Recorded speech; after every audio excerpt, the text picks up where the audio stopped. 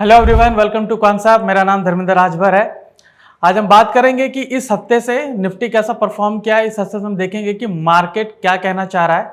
हम ये भी देखेंगे कि कैसे औसम तरीके से यह हफ्ते की शुरुआत हुई है, और हम देखेंगे कि क्या क्या हमें अपॉर्चुनिटी मिल सकती है और मार्केट का कंडीशंस क्या कह रहे हैं। ठीक है, तो चलिए पहले डिस्कस करते हैं कि हम कौन कौन से टूल इस्तेमाल करेंगे, उसके पीछे का डेटा क्या है, और वो डेटा को हम किस तरीके से एनालाइज करेंगे, और किस तरीके से ये कहना चाह रहा है कि मार्केट जो है उसमें हम किस तरीके की अपॉर्चुनिटी खोज सकते हैं और कैसा हम ट्रेड बना सकते हैं। ठीक है, तो चलिए पहले हम डिस्कस करते हैं कि कौन कौन सा टूल हम इस्तेमाल करेंगे और उसके पीछे का डेटा क्या क्या है। ऑलराइट, तो हम यहाँ पर इस्तेमाल करने वाले हैं। सबसे पहला मैं इस्तेमाल करूंगा यहाँ पर फ्यूचर डेटा। ठीक है, फ्यूचर डेटा से हम क्या पता करेंगे? Built up cycle. हम यहाँ पर बिल्टअप साइकिल पता करेंगे। ऑलराइट, फिर हम देखेंगे कि इंडेक्स कंट्रीब्यूशन कैसा है।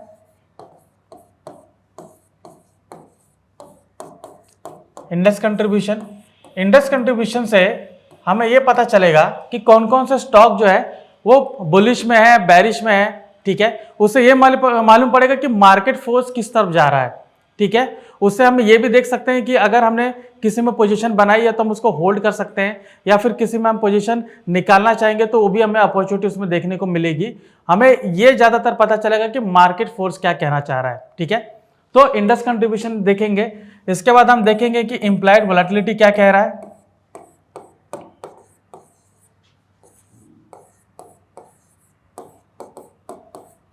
ओके, हम देखेंगे इम्प्लाइड वोलेटिलिटी क्या कहना चाह रहा है। फिर हम देखेंगे कि प्राइस परसेंटाइल के हिसाब से निफ्टी क्या कहना चाह रहा है। ठीक है,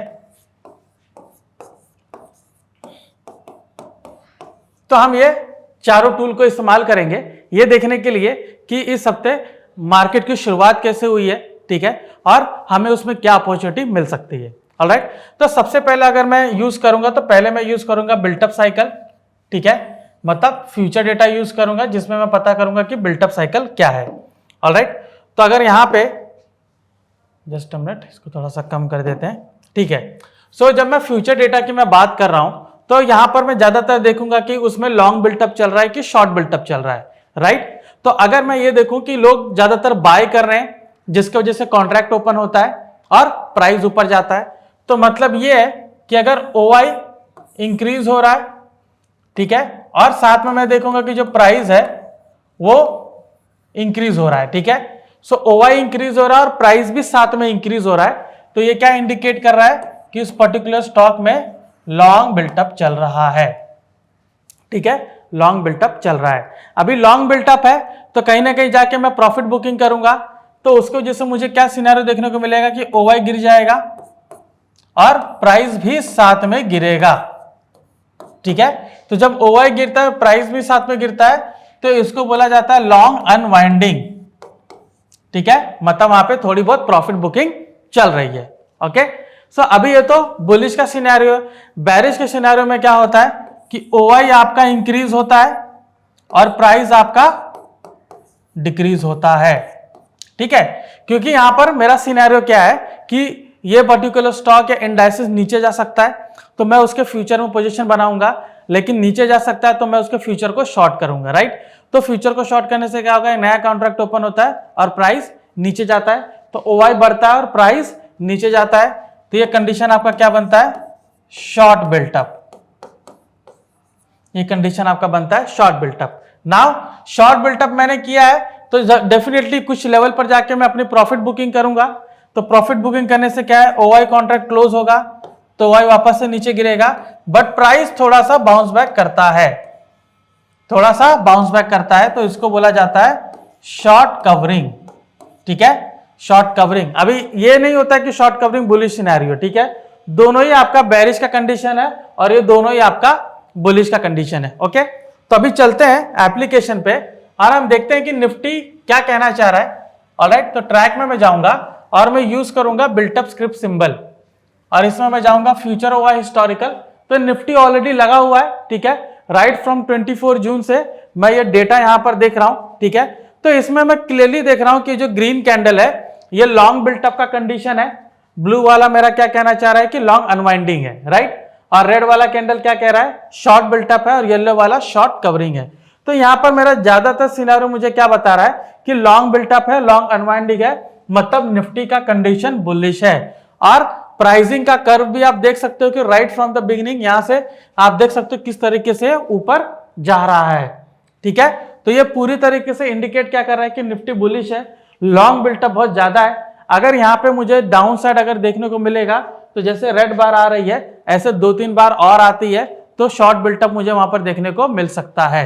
ठीक है, बट राइट नाउ पूरा 20 डेज के साइकिल में मुझे क्लियर इंडिकेशन है कि निफ्टी अप ट्रेंड है। तो ज्यादातर मैं कोशिश करूंगा कि अप ट्रेंड वाले स्टॉक में पिकअप करूं और मैं एक बुलिश ट्रेड उसमें ले सकता हूं। ठीक है, तो ये था हमारा पहला, हमने फ्यूचर डेटा को देखा। अभी हम जाते हैं यहां पर, हमने जो दूसरा टूल जो देखा था वो है इंडेक्स कंट्रीब्यूशन। ठीक है, इंडेक्स कंट्रीब्यूशन।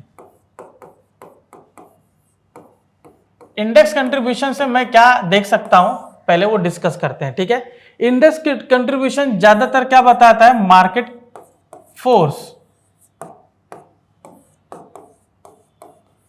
अभी हमें भली भांति पता है कि जो निफ्टी है उसके पीछे पूरा स्टॉक्स की बैकिंग है। ठीक है, तो ज्यादातर जो स्टॉक्स हैं जिनका मार्केट शेयर बहुत ज्यादा है, अगर वो बुलिश में है, काफी स्ट्रांग बुलिश में है, तो आप देखोगे कि निफ्टी भी उन्हीं के साथ साथ पूरा बुलिश में रहता है। और उसमें ये भी आप देखोगे कि जो स्टॉक्स जिनका मार्केट शेयर ज्यादा है, अगर वो बैरिश में जाते हैं तो निफ्टी भी साथ में थोड़ा बहुत बैरिश जाता है। लेकिन अगर आप उसको बैलेंस करने की बात करोगे तो ज्यादातर स्टॉक अगर बुलिश में है तो निफ्टी पूरा आपको बुलिश में ही दिखेगा, और अगर उससे ज्यादा स्टॉक बैरिश में है तो निफ्टी आपको वहां पर बैरिश में दिखेगा। तो हमें इससे हमें क्या अंदाजा लगा सकते हैं, अंदाजा ये लगा सकते हैं कि ज्यादातर स्टॉक जो बुलिश में है और निफ्टी भी साथ में बुलिश में ही जा रहा है, तो मैं ज्यादातर ये कोशिश करूंगा कि सपोर्ट या रेजिस्टेंस बना के, या फिर मेरा कोई एक इंडिकेटर होगा जिसमें मुझे अगर बुलिश सिनेरियो मिल रहा है तो मैं उन पर्टिकुलर स्टॉक में एक बुलिश ट्रेड ले सकता हूं। ठीक है, तो चलिए यहां पर चलते हैं कॉन्सेप्ट एप्लीकेशन पे और ट्रैक में ही जाएंगे। ट्रैक में आप देख सकते हैं प्राइस एंड वॉल्यूम में, तो इसमें मेरा आएगा इंडेक्स कंट्रीब्यूशन। ठीक है, इंडेक्स कंट्रीब्यूशन, अभी ये डेटा मेरा है 23 जुलाई से। ठीक है, अभी 23 जुलाई, जैसे आज जो 23 जुलाई है, आज थोड़ा बजट का भी दिन है तो मुझे हलचल काफी ज्यादा देखने को मिल सकती है। लेकिन मैं मंडे से देखना चाहूंगा, तो यहां पर मैं जो डेट है उसको मैं चेंज कर लेता हूं।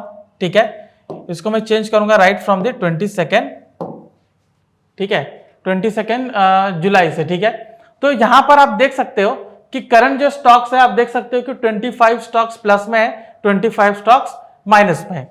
मॉर्निंग में आप देखोगे वो 31 स्टॉक्स प्लस में थे और 19 स्टॉक माइनस में थे। ठीक है, तो ये मार्केट ड्राइविंग फोर्स अभी आपको बता रहा है कि मार्केट किस तरीके से ऊपर जा रहा है, मार्केट में कौन कौन से स्टॉक्स ऊपर जा रहे हैं, कौन कौन से स्टॉक्स नीचे जा रहे हैं, जिसमें मैं अकॉर्डिंगली ट्रेड बना सकता हूं। तो यहां पर आपको इंडेक्स कंट्रीब्यूशन में देख सकते हो, जैसे यहां पर HDFC bank, NTPC, MNM, Infosys, Ultracemco. ठीक है, ये सारे ऑलरेडी बुलिश में है। ठीक है, अभी इनका अगर डेटा निकालोगे तो लास्ट 1 वीक से भी देखोगे तो ये बुलिश में ही है। ठीक है, तो ज्यादातर आप देखोगे अगर किसी ने इसमें बुलिश पोजीशन बनाया है तो वो एक पर्टिकुलर रेजिस्टेंस को देखकर वहां पर एग्जिट कर सकते हैं, अदरवाइज अपना एक एसएल लेकर उसको ट्रेलिंग स्टॉप लॉस कंटिन्यू करके एक अच्छा टारगेट ले सकते हैं। जस्ट एग्जांपल आपको दिखा देते हैं, जैसे एमएनएम है, तो एमएनएम को अगर मैं देखता हूं यहाँ पे चार्ट में जाके, ठीक है, तो देख सकते हो कि कैसे इसका साइकिल बना हुआ है। राइट, पूरे तरीके से बुलिशनेस है। यहाँ पर आप देख सकते हो कि 2740 का लो बनाया था, राइट नाउ 2819 इसका चल रहा है। अभी अगर मैं पीछे थोड़ा डेटा अगर देखता हूं तो पीछे से देख सकते हो कि कैसे ये ऊपर की ओर जा रहा है, नीचे से पूरे तरीके से। ठीक है, तो इसको अगर मैं टाइम थोड़ा चेंज करता हूं 15 मिनट का, तो यहां पर आप देख सकते हो कि जो इसका बुलिशनेस है किस तरीके से कंटिन्यू है। ठीक है, किस तरीके से कंटिन्यू है। यहाँ पे 10 तारीख को जो मार्केट नीचे आया था तो उस दिन सभी स्टॉक नीचे आए थे, तो ज्यादा उसका चिंता करने का जरूरत नहीं था, बिकॉज उस सपोर्ट लेवल पे आके दोबारा से हमें एक बाइंग अपॉर्चुनिटी दी है। ठीक है, 10 तारीख को मार्केट क्यों नीचे आया था इसके ऊपर भी हमारा एक वीडियो है, आप चाहे तो देख सकते हो, उसमें क्या क्या फैक्टर कंसिडर किए थे कि मार्केट नीचे आ सकता है, वो मैंने सारा डिस्कस किया है। ठीक है, तो यहां पर आप देख सकते हो कि ज्यादातर इसमें बुलिशनेस ही है। तो अगर मुझे यहाँ पे अपॉर्चुनिटी मिलती है कि अगर मैं MNM में कोई एक बुलिश पोजीशन बनाऊं तो आप देख सकते हो कि आसानी से मुझे यहाँ पर मिल सकती है। तो यहाँ से आप देख सकते हो कि जैसे इसने लो किया था 2700 का, राइट नाउ 2820 इसका चल रहा है। तो अगर मैंने यहाँ पर आसपास सपोर्ट के आसपास अगर कोई ट्रेड लिया हो तो मैं इसको कंटिन्यू कर सकता हूँ, क्योंकि मेरा टारगेट अभी भी अधूरा है। ठीक है, तो इस तरीके से ट्रेल करके मैं इंडेक्स कंट्रीब्यूशन को यूज करके मैं एक अच्छा ट्रेड बना सकता हूं। ठीक है, जिसमें अगर कोई स्टॉक बुलिश में है तो मैं उसमें होल्ड कर सकता हूं। वो जस्ट आपको एक अंदाजा दे रहा है कि कौन कौन सा स्टॉक बुलिश में है। अगर उसमें आपने कोई ट्रेड बनाया है तो आप उसको कैरी ऑन कर सकते हैं और एक पर्टिकुलर रेजिस्टेंस सपोर्ट मार्क करके आप वहां पर ट्रेड को एग्जिट या एंट्री कर सकते हो। ठीक है, तो ये हमारा इंडेक्स कंट्रीब्यूशन था। अभी हम चेक करते हैं आईवी। ठीक है, जो मैं बात कर रहा था कि मुझे इम्प्लाइड वोलेटिलिटी चेक करनी चाहिए। ठीक है, अभी इम्प्लाइड वोलेटिलिटी क्यों चेक करनी चाहिए पहले इसको बता देता हूं मैं। ठीक है, फिर हम देखेंगे कि इम्प्लाइड वोलेटिलिटी के हिसाब से मेरा ट्रेड कैसे बनता है। ठीक है, तो इम्प्लाइड वोलेटिलिटी जब भी हम बात करते हैं,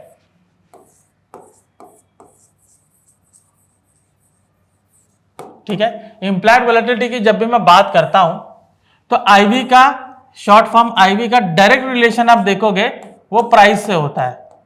डायरेक्ट रिलेशन किससे होता है? प्राइस से होता है। मतलब अगर आईवी इंक्रीज हो रहा है तो प्राइस भी साथ में इंक्रीज होता है।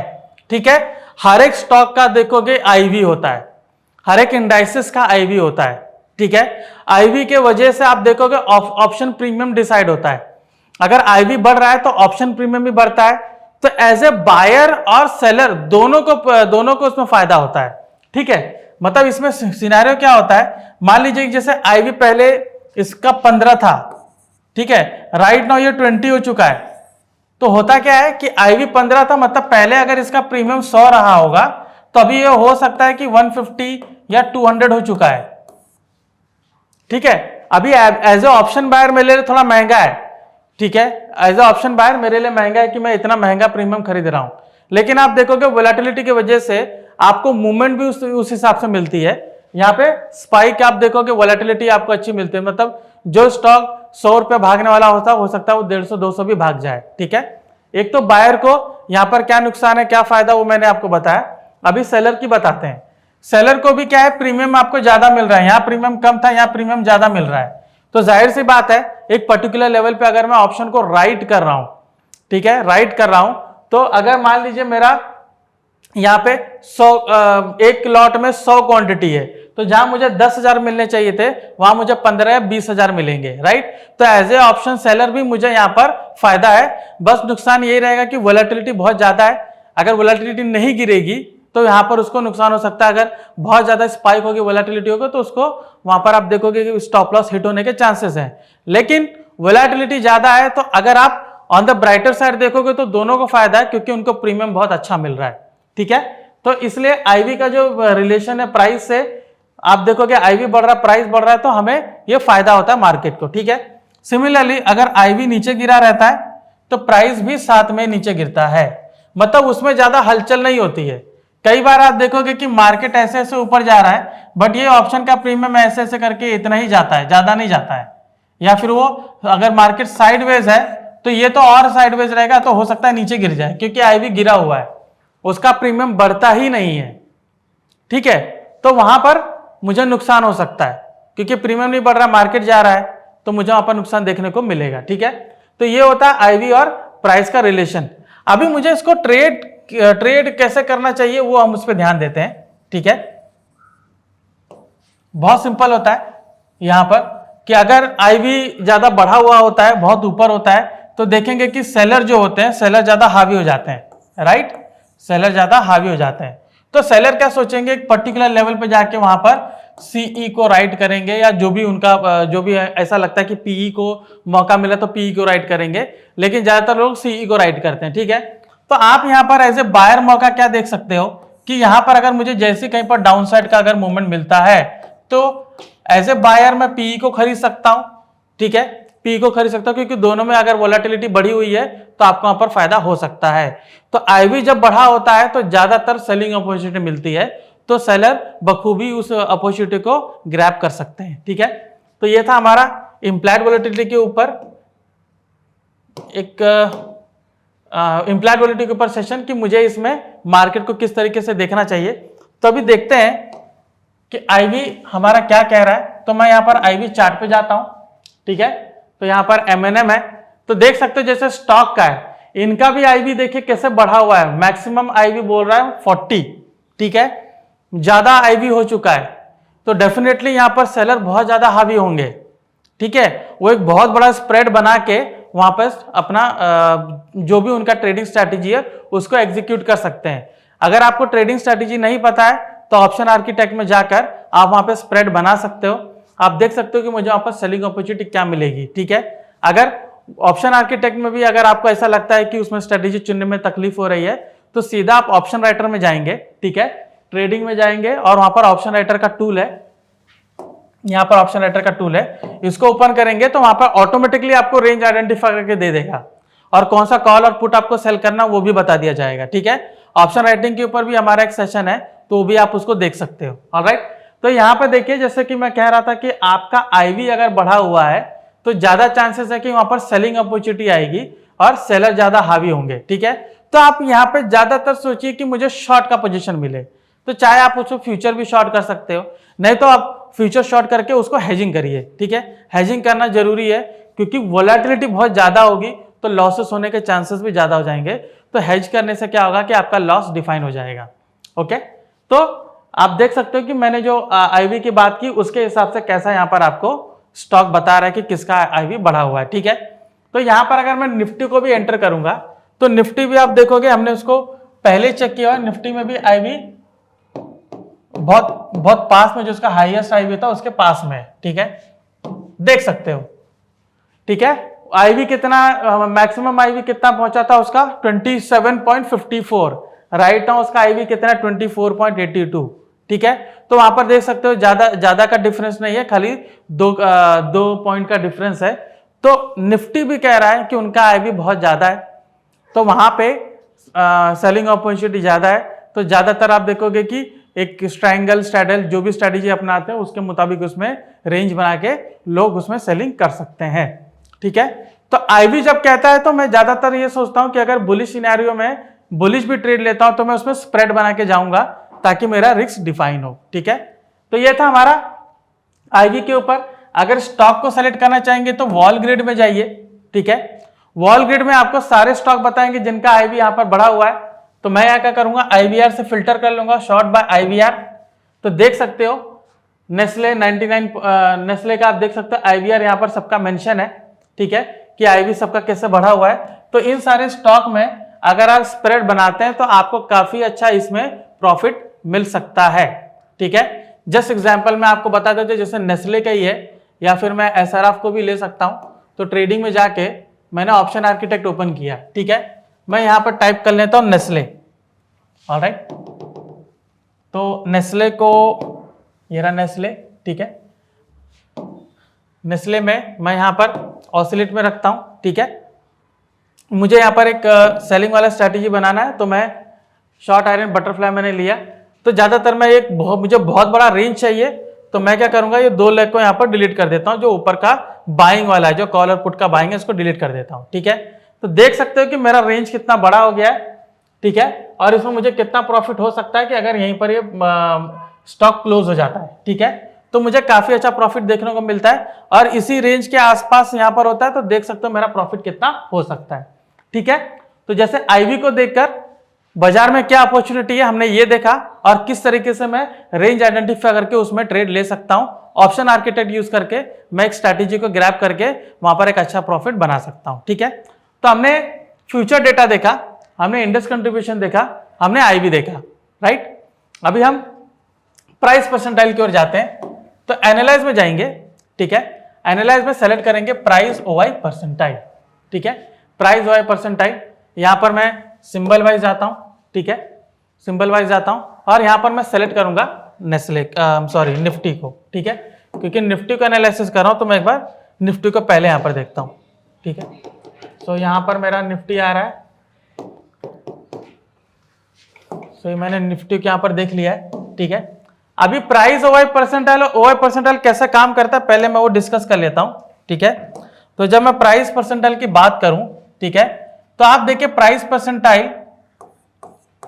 परसेंटाइल और ओआई परसेंटाइल, ठीक है। तो प्राइस परसेंटाइल जब भी 90 के ऊपर होता है, ठीक है, 90 के ऊपर होता है, और ओआई भी 90 के ऊपर होता है, ठीक है, तो वो इंडिकेट करता है कि जो प्राइस है वो आप देखोगे कि रेजिस्टेंस के पास में है, या फिर ये जो 90 है तो इसके पीछे फुल फोर्स है, ये ब्रेकआउट बहुत अच्छा दे सकता है, और इसी ब्रेकआउट को ओवाई की बैकिंग भी है। तो इन शॉर्ट यहां पर क्या है, ये ज्यादातर बुलिश रहने की संभावना है, ठीक है। तो दोनों जब 90-90 रहते हैं तो यहां पर चांसेस है कि वो बुलिश रहेगा या ब्रेकआउट करके बहुत अच्छा उसमें ट्रेड दे सकता है। तो उसके मुताबिक मैं अपनी स्ट्रैटेजी बनाऊंगा, उसके मुताबिक मैं ट्रेड लूंगा। ये आपको कंडीशन बता रहा है कि उसका करंट कंडीशन क्या चल रहा है और उसके हिसाब से मुझे कैसे ट्रेड लेना चाहिए, ठीक है। सिमिलरली अगर प्राइस परसेंटाइल आप देखोगे 10% के नीचे रहता है, ठीक है, या तो 90% अगर 10% के नीचे रहता है, और ओवाई भी आपका 90 के ऊपर रहता है, तो मतलब ये है कि ये ज्यादातर नीचे रह सकता है, क्योंकि उसको ओवाई भी सपोर्ट कर रहा है कि ये बाजार नीचे रह सकता है, ये पर्टिकुलर स्टॉक नीचे रह सकता है, ठीक है। अभी ओवाई इसके पीछे क्या है, आप देखोगे अगर ओवाई मान लीजिए 50% है, तो आप ये कहोगे कि 50% जो पार्टिसिपेंट्स है वो बिलीव कर रहे हैं कि ऊपर रह सकता है, या उनमें इंटरेस्टेड है इसको ऊपर रखने में। या अगर मान लीजिए 40% है, 10% है, ठीक है, तो ये आपको इंडिकेट कर रहा है कि इतने ही परसेंटेज जो पार्टिसिपेंट्स है वो चाह रहे हैं कि ये ऊपर रहे, या बिलीव करते हैं कि ये ऊपर रहेगा। बाकी लोगों को उसमें भरोसा नहीं है, तो बाकी लोग का आपको नहीं दिखाएगा, ठीक है। ये आपको ये बताएगा कि 40% ऑफ ओवाई डेटा ये कह रहा है कि यहाँ पर ये ऊपर रह सकता है। सिमिलरली इसका भी सेम है कि अगर ये 90 है तो मतलब ज्यादातर लोग सोच रहे हैं कि ये नीचे रह सकता है, तो मैं उसके हिसाब से स्ट्रैटेजी बनाऊंगा, ठीक है। अभी यहाँ पर आपको बुलिशनेस अगर ऑलरेडी बता रहा है तो मैं उसके हिसाब से यहाँ पर ट्रेड बनाने की कोशिश करूंगा, ठीक है।